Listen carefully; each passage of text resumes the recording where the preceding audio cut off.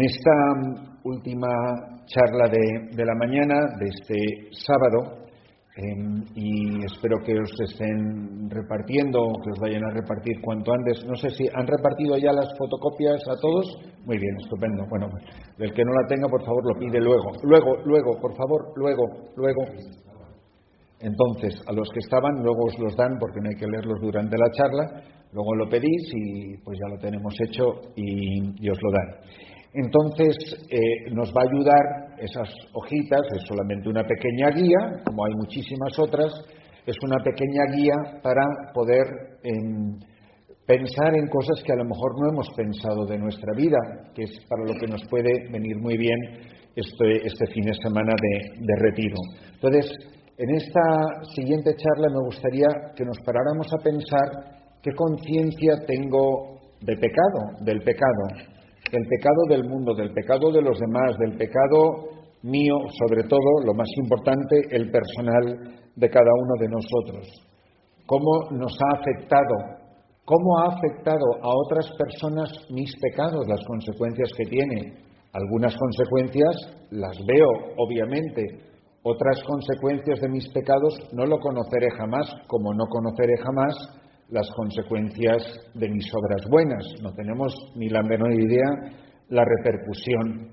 Nuestros pecados como matrimonio, nuestros pecados como sacerdotes, nuestros pecados en el mundo del trabajo, cómo me ven las personas que viven conmigo, que viven junto a mí, en el mundo laboral, cómo me ven las personas que conviven conmigo en la parroquia o en los diferentes grupos a los que pertenecemos.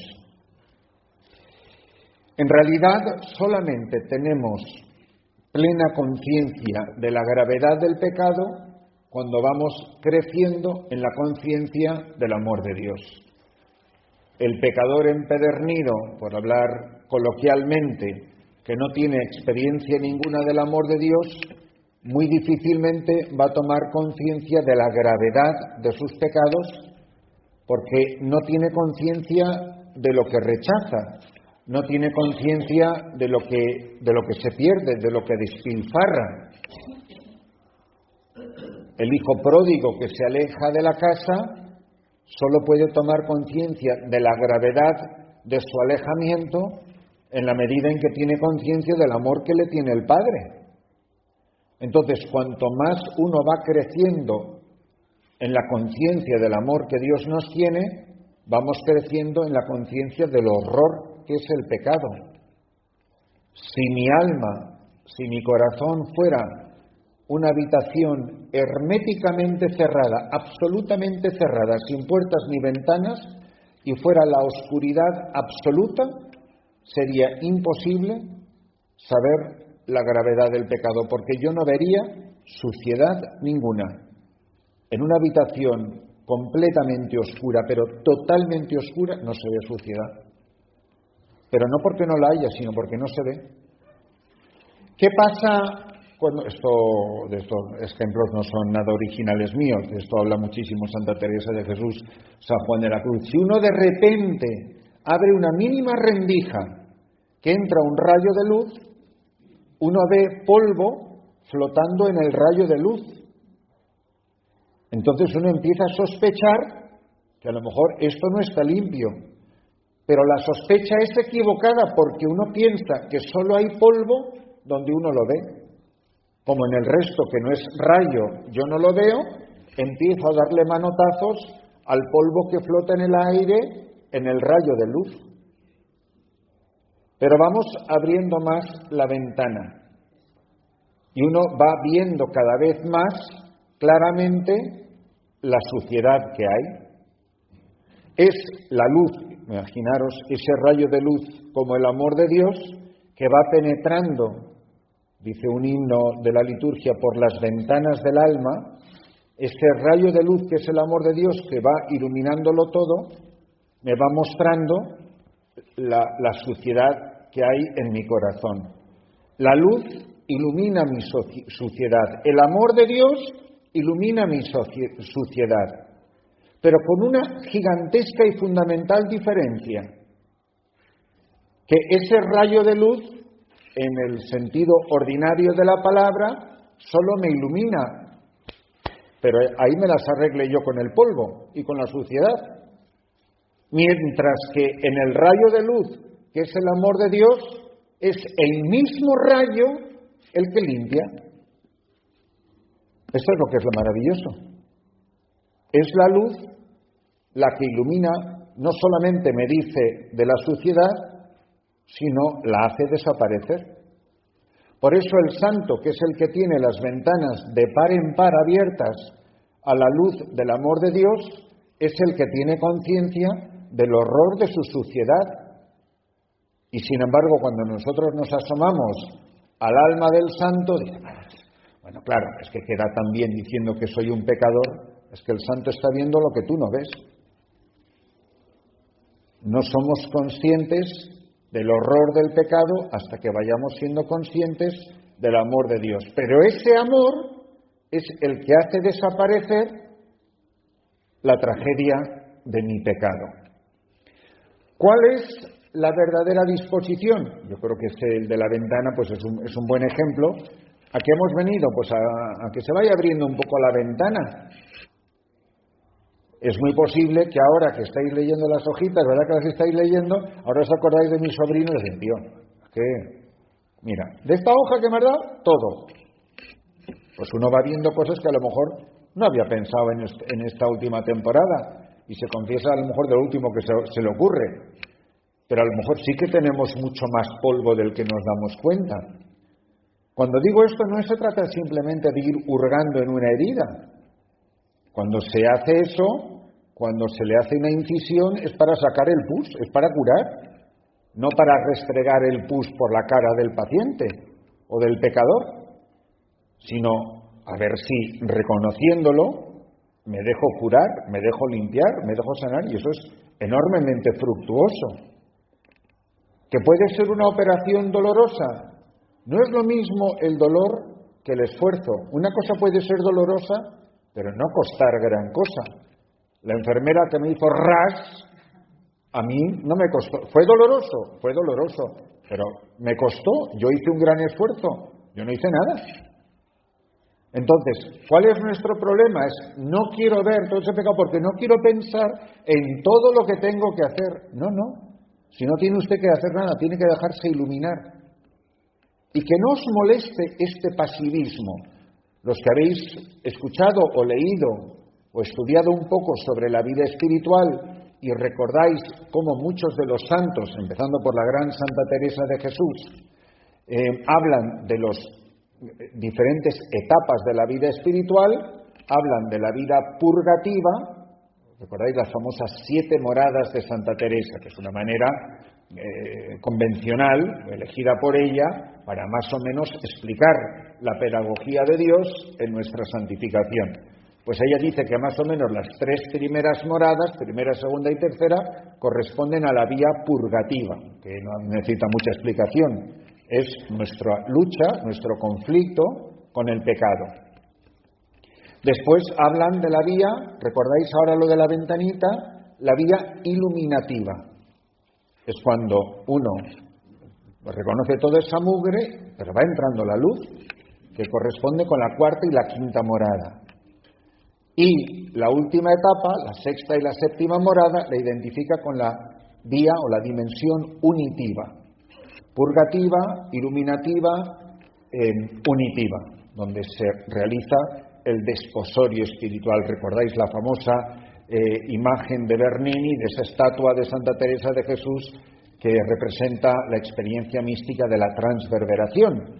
Famosa fiesta muy de Ávila, que creo que se celebra el 31 de agosto en la Encarnación, en Ávila.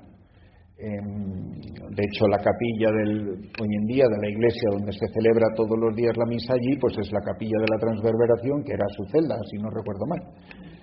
Entonces, pensar en la maravilla que es esto, es la obra de Dios en el alma de una persona, que la va purgando, la va limpiando, que al principio puede parecer costoso, que nos puede parecer, y cada vez va resultando una tarea más gozosa y más fácil, porque es ir dejándole a Dios hacer la filigrana el damasquino, palabra muy de nosotros de aquí de la provincia, del alma de cada uno de nosotros. Y esta es la tarea en la que nos tenemos que dejar hacer.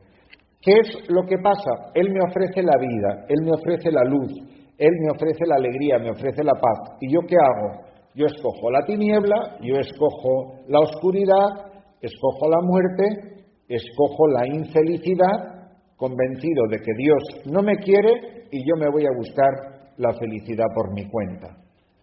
¿Qué es lo que le pasa al pueblo de Israel cuando tardaba mucho en bajar de la montaña? Vete tú a saber si esto es verdad, y el becerro de oro. Y todos tenemos nuestro becerro de oro, que tiene que bajar el nuevo Moisés de la montaña, tiene que triturarlo, destruirlo, para que demos culto al Dios vivo. En definitiva, ¿cuál es el problema del pecado? Es: no me fío de Dios. No me fío de que Dios me quiere de verdad, y no me fío de que Dios quiere que yo sea feliz. No me fío. Entonces, o tengo un plan B, o simplemente tengo un plan A, que es el mío. Es: dame mi parte de la herencia y yo a ser feliz por mi cuenta. Yo a Dios no lo necesito para nada. Hay mucha gente que lo dirá, otros no lo dirán, pero viven como si lo dijeran, y que podemos ser cada uno de nosotros. A mí Dios no me hace falta para nada. A mucha gente le pasa eso. Y todos, claro, obviamente hemos visto a gente rezar en los hospitales que nunca hemos visto rezar en una iglesia. ¿Verdad que sí? Cuando salen del médico del quirófano, ¿qué tal ha salido la operación? Ya solo queda rezar. Ahora sí, ¿no? Ahora ya solo queda rezar. Eso nos ha pasado a todos, o lo hemos visto a nuestro alrededor. Mucha gente que reza en los hospitales o en las cárceles lo que no ha rezado en toda su vida. Entonces, el creerme de verdad, porque en definitiva todo pecado es un pecado contra el primer mandamiento. Por eso todo pecado significa una idolatría. La idolatría peor de todas, el pedestal más infame, se lo ponemos a dos letras, la Y y la O. Yo en mi pedestal. Yo que sé lo que me tiene que hacer feliz. Yo en el centro de mi existencia. Yo sentado en el volante de mi vida. Ese es el ídolo más infame, ese es el becerro de oro más destructivo que tenemos que enfrentar todos. Por eso, repito, en realidad solo tomamos conciencia de este pecado, de esta idolatría, cuando nos damos cuenta que hemos quitado del pedestal, del centro de nuestra vida, al único que de verdad nos ha sabido amar, al que nos ha amado incondicionalmente y de verdad, porque es el único que ha dado la vida por nosotros. Pero no solamente es que es el único que ha dado la vida por nosotros, es que es el único que nos puede dar la vida, que puede dar la vida por mí, para que con esa vida que Él ha perdido por mí yo pueda vivir. El padre Kolbe, cuya historia conocéis perfectamente de los campos de concentración, él se cambió por otro, para que él se murió y el otro siguió viviendo. Pero el padre de familia, que se salvó gracias al sacrificio del padre Kolbe, no siguió viviendo con la vida del padre Kolbe, siguió viviendo con la suya. En cambio, él sí que ha perdido la vida para que yo, con esa vida, no la mía, con la de él, yo pueda seguir viviendo. Porque los que vivimos ya no vivimos para nosotros mismos. Vivo yo, pero no soy yo. Es Cristo que vive en mí. Alguien ha dado la vida para que yo con su vida siga viviendo, si yo no tengo vida propia. ¿Qué es el pecado? Es el rechazo de su amor, el rechazo de su vida, para yo seguir viviendo con esta vida perdida mía. ¿Por qué? Por 10 minutos de placer. Entonces, ¿qué conciencia tenemos de la gravedad, del horror de todo esto? Claro que todos llevamos cicatrices del pecado, no es simplemente para, como bien se dice, hurgar en la herida, pero sí que mirándose la cicatriz uno se acuerda del accidente, y uno sí se acuerda del médico que nos curó. Y en una buena confesión cambia la vida de una persona para siempre. Entonces, ¿qué es lo importante? Que muchas veces hay mucha gente que dice, no, es que vivimos en un mundo que hemos perdido la conciencia del pecado. Esa es la consecuencia. Lo que hemos perdido de verdad es la conciencia del amor de Dios. De que la gente no se cree que Dios le ama. Por eso la misa, los sacramentos, llevar a la gente a empujones, no sirve para nada. Porque al final de cuentas cada uno tiene que descubrir la fe y tiene que descubrir el amor de Dios personalmente.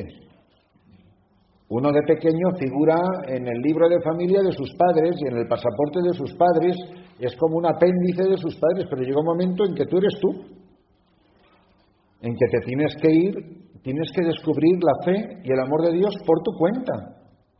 Y muchas veces ese proceso de crisis del hijo que se quiere emancipar de la fe de los padres, a veces es un proceso necesario.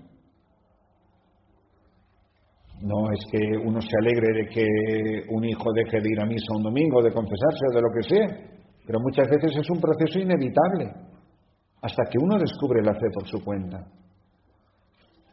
Y muchas veces lo que nos cuesta es la paciencia, el saber esperar. Es de las partes más bonitas y creo más ignoradas de la parábola del hijo pródigo. El padre esperaba. Él nunca se cansó de esperar. Él nunca se cansó de pensar en su hijo. Cuando el hijo estaba felizmente despilfarrando la herencia y atragantándose con las algarrobas o las bellotas. Pero el padre estaba esperando. Cuando el hijo no se acordaba del padre, el padre nunca dejaba de esperar al hijo. Toda la vida te he estado esperando. Que luego uno dirá, tarde te amé. Pues mira, lo importante es que entre la crucifixión y el diálogo con Jesús estaba la salvación del ladrón, del bandido. ¿Cómo entramos si en la primera hora, recordáis la famosa parábola de los que llegaron a la primera hora y les pagaron lo mismo que a los... Si al final, si la paga es eterna. Un amigo mío, cuando yo era sacerdote muy joven en Nueva York, más joven que yo, que se ordenó sacerdote, siendo yo ya sacerdote, y no recuerdo cuánto tiempo, pero muy pocos meses después de la ordenación, tendría 30 y tantos años, no llevaba un año de sacerdote, fue de peregrinación a Roma, se puso malísimo, lo llevaron al hospital, estaba invadido de cáncer por los 4 costados y vivió poquísimos meses más. Y varios amigos míos sacerdotes que fueron a hablar con él, hombre, pues sino que faena, pues qué pena, no sé cuánto tal, y dijo esta frase, dice, pero mira, si me muero ahora o me muero a los 80 años, dentro de 400 años, que no es la eternidad, pero dentro de 400 años, ¿qué más da si has vivido 30 o 80? O sea, vais a un cementerio y ves las fechas, y la mayor parte de los seres humanos se pasan la vida bajo tierra. Estamos un ratito que caminamos encima de la tierra, pero tú ves las fechas y dices, este ser humano lleva mucho más tiempo enterrado que lo que vivió encima de la tierra, ¿no? Bueno, no quiero amargaros el sábado por la mañana, pero por si a alguno no se le había ocurrido esta mañana, hoy nos queda un día menos de vida. Un notición. Ya queda menos. O sea, no sé, a lo mejor he mentido, a lo mejor no es verdad. Que esto se va acabando, quedará mucho, quedará poco, no tenemos ni idea. Estaremos aquí los mismos en el retiro el año que viene, a lo mejor el primero que no está es el predicador. Pero la realidad es que dentro de 400 años, como decía este sacerdote amigo mío, ¿qué más dará? Lo que sí da es que yo, antes de que me vaya de este mundo, yo le haya puesto a él en el centro de mi vida. Y yo pueda decir, tú eres la razón de ser de mi vida. Mucho más que mi padre, o mi madre, o mi marido, o mi mujer, o mis hijos. Y yo en esto hay muchos otros pequeños becerros de oro. Y yo he visto mucho becerro de oro en las familias. Tenía precisamente esta conversación ayer en el monasterio este de Clarisas, donde fui a celebrar la misa. Decir lo que les cuesta a los padres, pero que vamos, que es que parece como que les están arrancando un brazo, que una hija se vaya a un convento. Dice, pero usted, ¿de dónde se creía que caían las monjas? Porque cuando no era su hija, usted le parecía que las monjitas eran adorables. Hasta que una de ellas fue su hija. Oiga, que es que no está vendiendo drogas en la esquina de ahí abajo, por Dios. Ay, por Dios, la única que te... Vamos, ni que lo hubiera usted comprado. Y a muchos padres les pasa eso. O sea, el apego a los hijos. O sea, lo más difícil es liberarse de los apegos a cosas buenas. Mucho más difícil que liberarse de apegos a cosas malas, porque es evidente que es malo. Pero cuando una cosa buena la conviertes en un ídolo. El éxito laboral de tus hijos. Diviértete, pásatelo bien y estudia. Ese es el mantra de los buenos padres de familia. O sea, suspende un hijo y es un drama. No va a misa el domingo, bueno, pues ya irá. ¿Por qué no dices lo mismo para el examen de la universidad? Pues ya probará. No, hijo, yo aquí matándome, tú estudia. No sé. Es la idolatría del éxito. ¿Tú qué sabes si ese trabajo... Hombre, es que le ha ido de maravilla, es que tiene un puestazo que a lo mejor le va a costar la vida espiritual o la vida cristiana o el matrimonio, es que tú nunca sabes. Pero vamos, que se hace una idolatría de la cuenta del banco. Hay una cosa muy sencilla, nada más que pensar, ¿quiénes son vuestros amigos? ¿Sois casados? ¿Con qué gente tratáis? Me equivoco mucho si os digo que tenéis muy pocos amigos que sean muy pobres. Y tenéis probablemente muy pocos amigos que sean multimillonarios. Pues todos más o menos deambulamos ahí, son más o menos como nosotros. ¿Qué define vuestras relaciones humanas? Es el dinero.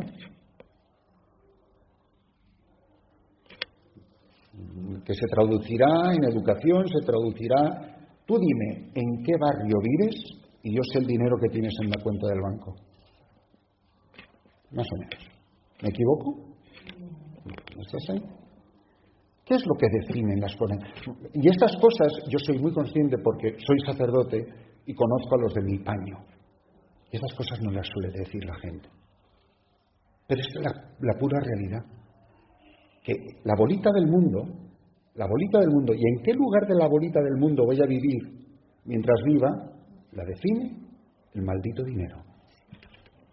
Esa es la realidad. Ni muy por arriba, ni muy por abajo. Los demás estos son unos cuantos, y los demás, es un bonecillo y tal. Pero ¿quiénes son los que vienen a casa? A los pobres sí, pero de lejitos. En la parroquia, en el asilo, en la casa de la Madre Teresa. Pero ¿cuántos amigos pobres tenemos? ¿No sabes ese pobre? Oye, es íntimo amigo mío. Pues no solemos ser íntimos amigos de los pobres. Creo que deberíamos de pararnos a pensar en estas idolatrías que hay en nuestra vida, porque son demoledoras. Por eso, todo pecado es idolatría, todo, da igual el que sea, el resto de los mandamientos, y todo pecado es, en el fondo, adulterio. Es la infidelidad a este amor esponsal con Jesucristo. ¿Cómo se sale de este caos? Pues no es tan complicado. Hay un ejemplo maravilloso. Es la de la mujer, la pecadora pública, que entra en casa de Simón el fariseo y se pone a los pies de Jesús y llora, baña los pies con sus lágrimas y los enjuga con sus cabellos. Es una escena maravillosa, más de 60 versículos. Y en 60 versículos, esa mujer no dice ni una palabra. Jesús entra en casa de Simón no porque tiene hambre, ni porque le gusta el menú. Entra porque quiere entrar en la vida de un hombre muy religioso, probablemente de bastante éxito, un fariseo con DNI de fariseo, un profesional de la religión, un perfecto cumplidor que ha pagado la tasa a Dios para que Dios sea bueno conmigo, porque bien sabemos, decían ellos, que Dios no escucha a los malos y solo premia a los buenos. Y entra invitado por Simón, pero porque Simón quiere encontrarse con Cristo, no, porque es el famoso del momento. A ver si nos hace aquí un juego de malabarismo, si nos entretiene un poco la sobremesa. Y Jesús quiere entrar en su vida. Y le dice Jesús a Simón: Simón, tengo algo que decirte. Di, maestro. Mira, había dos deudores, un señor que tenía, un prestamista que tenía dos deudores. Uno le debía mucho y el otro le debía poco. Le perdonó la deuda a los dos. ¿A quién crees tú que querrá más al prestamista? Y él, correctamente, porque él se sabe la religión perfectamente, dice él, supongo que aquel a quien le perdonaron más. Está Jesús contándole una historia a Simón para ver cómo consigue entrar en la vida de Simón. Pero Simón no tiene ningún interés que Jesús entre en su vida porque no tiene ninguna necesidad de Jesús. ¿Recordáis la frase de antes? A mí Dios no me hace falta para nada. Entonces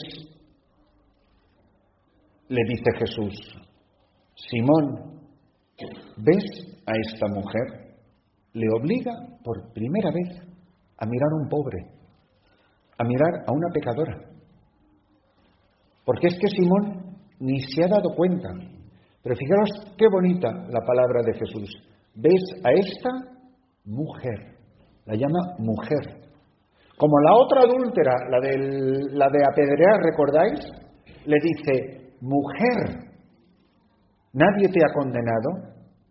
La llama por lo que es, no por lo que ha hecho. Mujer.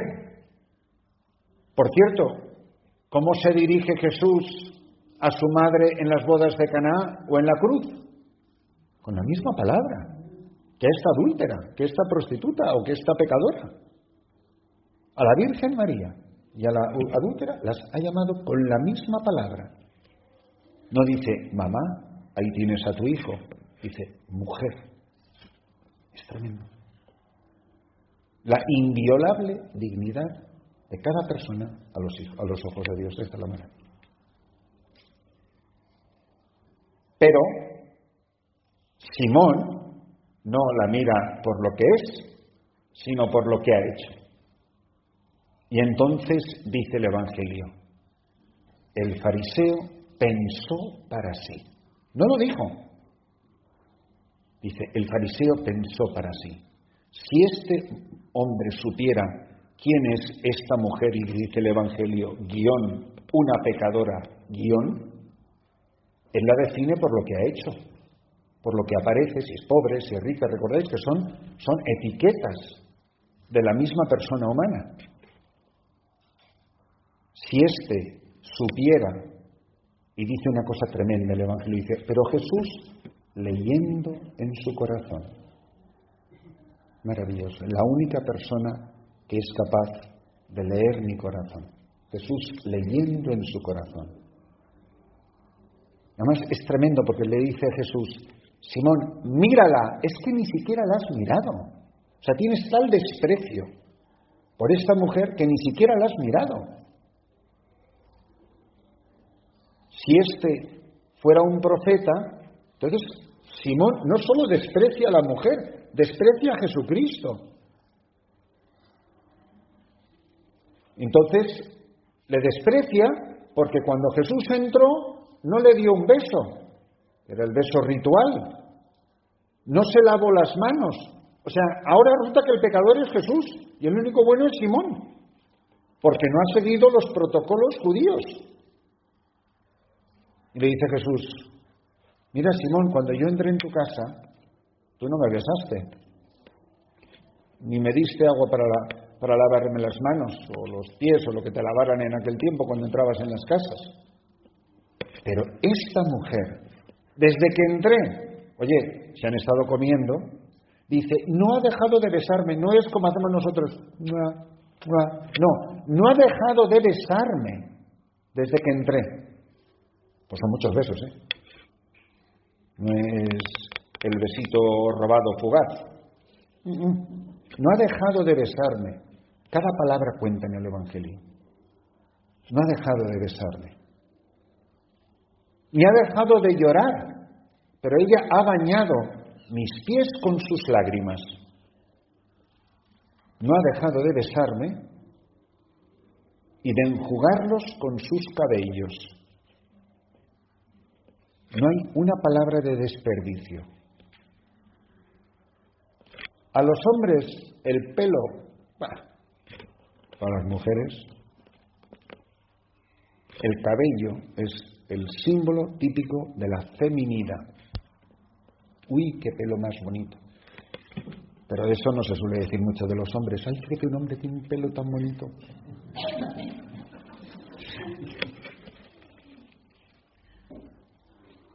Entonces, el cabello, que es el símbolo de la feminidad de la colectividad, ella no representa a las mujeres, representa a todos, hombre y mujer. Es la Iglesia que pasa del pecado a la gracia, de la tiniebla a la luz, de la muerte a la vida. Esto es lo que estamos hablando, del pecado, de la conversión. Esta mujer, ¿cómo se llamaba la mujer? ¿Dice el nombre? No tiene nombre. Como no tiene nombre la pobre mujer de la boda de Caná. ¿Por qué? Porque no tiene otro nombre que el tuyo y el mío. Lo único que ha hecho esa pobre criatura es sentarse a sus pies y orar sobre ellos, secarlos con sus cabellos y besárselos. Eso es lo que ha hecho mientras el pobre Jesús trataba de conquistar, aparentemente en vano, el corazón de un fariseo. No entró a conquistar a esta mujer, entró a conquistar al fariseo. Me encanta decir en este momento, Jesús entró a conquistar y salió conquistado. Es esta mujer la que por sus lágrimas y por sus besos conquistó el corazón de Jesucristo. Y no dijo una palabra. ¿Recordáis el speech que llevaba escrito el hijo pródigo? No, cuando vuelva, yo creo que lo iba ensayando así, no sé, dando un espejo y tal. O sea, cuando vea a mi padre, entonces yo le voy a decir, ya no merezco llamarme hijo tuyo, trátame como uno de tus sirvientes, porque ¿cuántos de los sirvientes en casa de mi padre tienen mientras yo estoy aquí pasando hambre? Hombre, como hijo no me van a tratar. ¿Recordáis lo del plan B? Sí, como hijo no me van a tratar, pero bueno, con que me dejen aquí un cuartito haciendo los sirvientes, pues ya, yo ya con eso, y soy humilde además, pues me conformo con eso y tal, ¿no? Los de noviembre 2. No. Esta mujer conquista el corazón de Jesucristo con las lágrimas de su arrepentimiento y los besos de su amor. Eso es lo que importa en la charla de aquí. Las lágrimas. El cura de Ars que está confesando a esa señora y el cura se echa a llorar a mares y le dice ella angustiadísima, pero padre, ¿por qué llora? Y dice, yo lloro porque usted no llora.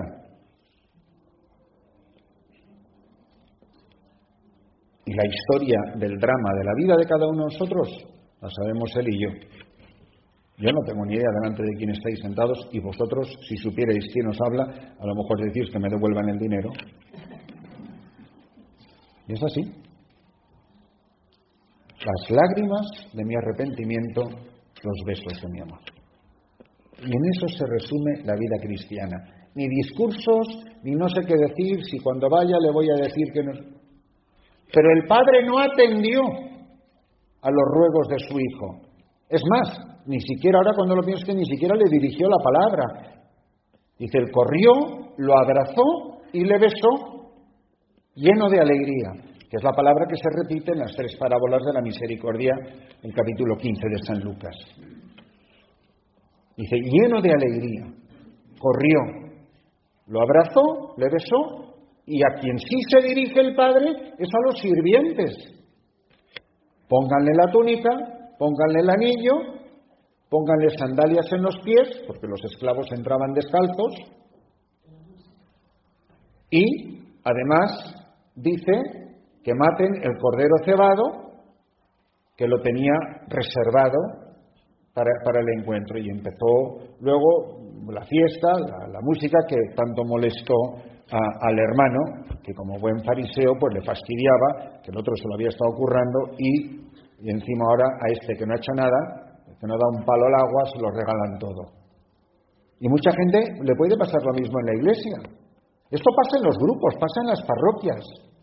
Llega la recién convertida de turno, que además se atreve a entrar en la sacristía después de misa. ¿Pero esta qué se ha creído? Que estamos aquí las catequistas de toda la vida, que somos la guardia pretoriana del pobre párroco, que me dejan respirar. ¿Y esta quién es? Esta no es de los nuestros. Sí, yo lo cuento así porque, sabéis, el teatrillo, pues sabéis perfectamente que esto es lo que pasa en todos los grupos. Vamos. ¿Y ahora qué? Ahora llega esta y esta es la que saque el cáliz. Vamos. ¿Tú sabes los años que hay que pasarse en esta parroquia para que te dejen cambiar el pañito? Vamos, que te sientes en el banco equivocado.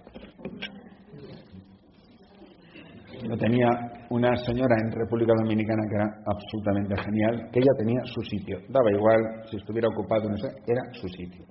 Y ella llegaba, no había, ni un milímetro de banco libre, y ella conseguía poner un poquito del muslo en el banco, y entonces empezaba a empujar, y empezaba a empujar, y a ella le da igual quién se salía por el lado, pero ese era su sitio. Se llamaba Ana Rosa, inolvidable. Y Ana Rosa llegaba y hacía putuplum, putuplum, putuplum. ¿Cómo se atreve usted a sentarse en mi sitio? Bueno, pues Ana Rosas o Ana Rosos podemos tener unos cuantos en la iglesia. Es decir, yo, ¿sabes? Que aquí el que ha hecho el cursillo, el que ha hecho no sé qué, pero usted tiene ya el certificado de la diócesis de no sé cuándo. Mire, yo los que sé, me encuentro con Jesucristo, quiero servir al Señor. Uy, hija mía, ponte, tú empieza por ahí atrás, te daremos luego la escoba y el cogedor, tú empieza por ahí y luego ya irás subiendo. Yo lo cuento así como en plan gracioso si queréis, o en plan caricatura, pero sabéis que muchas veces nos pasa eso. El gran San Agustín habla mucho de las sorpresas del cielo, que algunas lo habéis escuchado muchas veces, ¿no? La primera sorpresa que nos llevaremos en el cielo es la gente que no te esperabas encontrarte, que ahí están. Y dice, oye, ¿y este qué hace aquí? Por ejemplo, ¿tú por dónde has entrado? ¿Este qué hace aquí? No me digas que, además de soportarlo durante 80 años en la tierra, ahora resulta que tenemos toda una eternidad juntos. No puede ser. La segunda sorpresa, los que te esperabas encontrar, que no están. Bueno, estará fulana por ahí. Pues no. ¿Habéis visto a fulana? Pues no. Pues mira que parecía que... Sí, pues mira tú que... La más grande de todas, la tercera sorpresa. ¿Qué hago yo aquí? La sorpresa de llegar nosotros. Pues que la iglesia, que la vida, que el amor de Dios, que está lleno de sorpresas. Que uno llega y a los 4 minutos hace tututum. Una de las experiencias más bonitas para mí fueron del 85 al 90, que trabajé en una casa de la renovación carismática. Miren, si ustedes piensan que los carismáticos de Talavera están como regaderas, no os podéis imaginar lo que son los carismáticos del sur del Bronx. Yo escuché confesiones que yo, os juro por mi madre, que miraba en el libro de moral católica y esos pecados no venían en el libro, porque me parecían biológicamente imposibles. Pero chico, te contaban unas atrocidades espeluznantes, pero cosas horrorosas, y volvían al segundo retiro, al mes, a los 3 meses, a los 2 años, y volvían al siguiente retiro, y no se acuerda de mí. Bueno, acuerdo de nada y además no me quiero ni acordar, porque si me acuerdo hago ¡bum! Pero es que de lo que se habían confesado en una confesión, nunca más se había vuelto a pasar. Y digo, chico, ¿cómo es posible que yo me confiese cada 15 días o cada 2 meses o lo que sea, y me parece que la confesión mía parece que es como una fotocopia de la semana pasada? Se cuenta de esa señora que fue un párroco a llevarle la comunión y estaba con sus 4 amigas, las 4 señoras ya muy mayores, jugando a las cartas, y estaba metida en la partida, y de repente viene el pesado del cura ahora a confesarme y a traerme la comunión. Y le dice la chica, señora, que ha venido el padre a traerle la comunión y a confesarla. Dile al padre que no se preocupe, que lo mismo de la semana pasada y que me deje la comunión en la mesilla. Pues díganle al padre que lo mismo de la semana pasada. Pues ya está. Pues es que el problema es que muchas veces es lo mismo de la... Oiga, pero entonces esas confesiones atroces, porque una confesión en cambio sí cambió, y es la diferencia, yo creo, es que ahí sí que había verdadero arrepentimiento, porque ahí sí que yo vi muchas lágrimas. Había tantas lágrimas que yo, y esto sí que no es broma, yo tenía una mesilla con una caja de Kleenex, porque lo que yo vi llorar no lo puedo olvidar jamás. Y claro, en las de cada 3 semanas pues tampoco se ve llorar tanto. Pues ya sabe usted, padre, un poco más o menos. Si es que es lo de siempre, ya sabe usted. Mi sota, caballo y rey. Entonces, a lo mejor lo que faltan es muchos besos y muchas lágrimas. Entonces, a lo mejor eso es lo que nos pasa. Y a lo mejor esos que vinieron ahí, de los que no les van a dejar ni pasar la cesta de la compra, la cesta de la colecta en esto, porque no llevan aquí ni 5 minutos y hacen puto plum. Y dice, ¿este qué hace aquí? No, que se confesó y que se arrepintió y que cambió. Y que conquistó el corazón del Señor. No se trata solo de que Él me conquiste a mí, sino que yo le conquiste a Él. Y lo que conquista el corazón de Jesucristo, no son palabras mías, de San Agustín, es la humildad del corazón. El humilde, el corazón de Dios que se conmueve ante la humildad del pecador.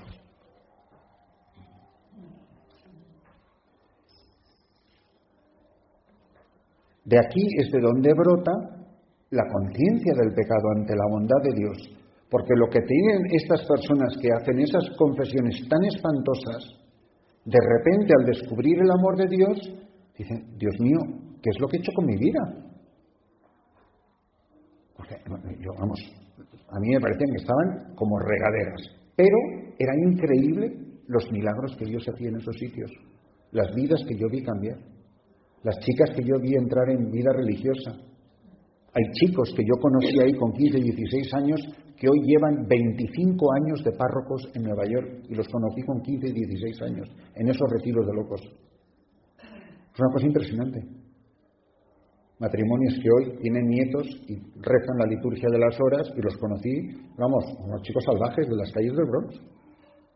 Me acuerdo en la famosa misa de clausura que se hacía, donde todo el mundo se reconciliaba, todo el mundo se quería, todos se daban abrazos, la paz duraba 20 minutos, aquello era interminable, es decir, a ver si paramos un poco lo de la paz y a ver si conseguimos llegar a la comunión. Me acuerdo de decir, esta es la última misa, a ver si yo dije, puse el corporal, puse la patena, puse el cáliz, y era un retiro de jóvenes. Y me acuerdo que dije, si alguien quiere de verdad ofrecerle algo al Señor, o que ponga sobre el cáliz, ponga la patena, y veo que de repente, en el pleno ofertorio, sale un chico, se acerca al altar, digo, ya no se va a hacer esto, se va a ir del cáliz, se va a la patena, o me va a dar una galleta, y viene y saca la droga del bolsillo y me la pone al lado de la patena y el cáliz. ¿Pero qué hace? ¿No dijo usted que había que poner aquí? Era una cosa espiritual, ¿sabes? Una cosa... Era en tu corazón. No, pues como usted dijo que había que poner aquí aquello, yo quiero que el Señor me libere de la droga.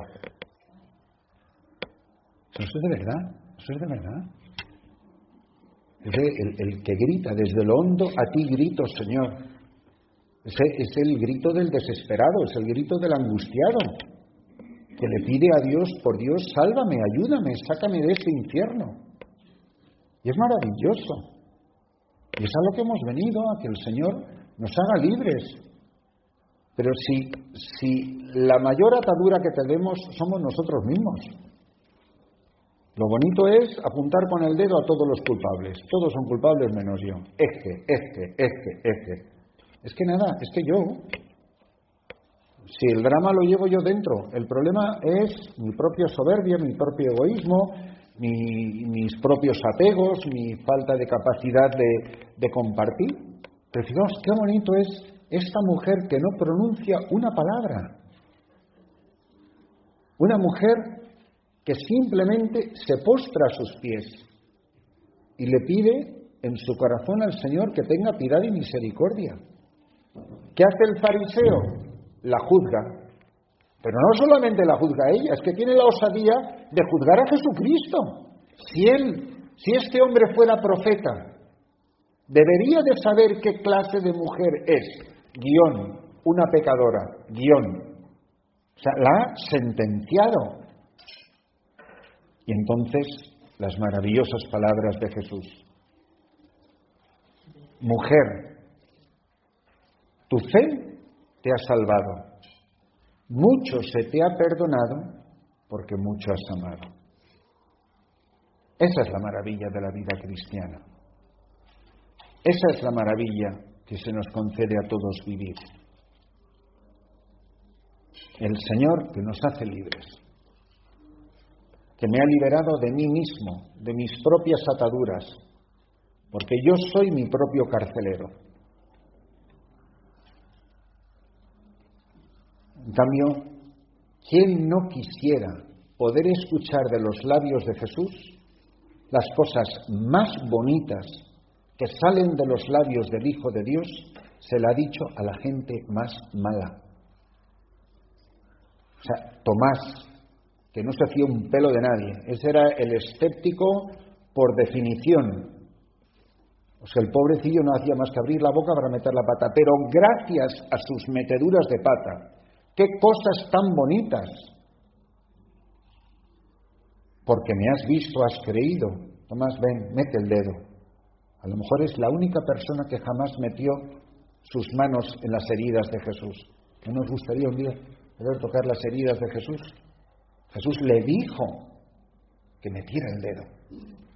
Trae tu mano y métela en mi costado. Y no seas incrédulo sino creyente. Si él no hubiera dicho, si no lo veo, no lo creo, no hubiéramos escuchado esa maravilla. Ni su confesión de fe, Señor mío y Dios mío. Felipe, me voy al Padre. No, Señor, muéstranos al Padre. Felipe, tanto tiempo contigo y todavía no has comprendido. El que me ha visto a mí, ha visto al Padre. Si Felipe no mete la pata, Jesús no dice esas palabras. Si Pedro no niega a Jesús, no hubiéramos escuchado apacienta mis ovejas. No hubiéramos escuchado me amas más que estos. San Agustín, que es un genio jugando con las palabras del Evangelio, sintetiza si me amas más que estos, apacienta mis ovejas, en esta expresión. Si diligis, en latín, si amas, si diligis, pasce. Si amas, apacienta.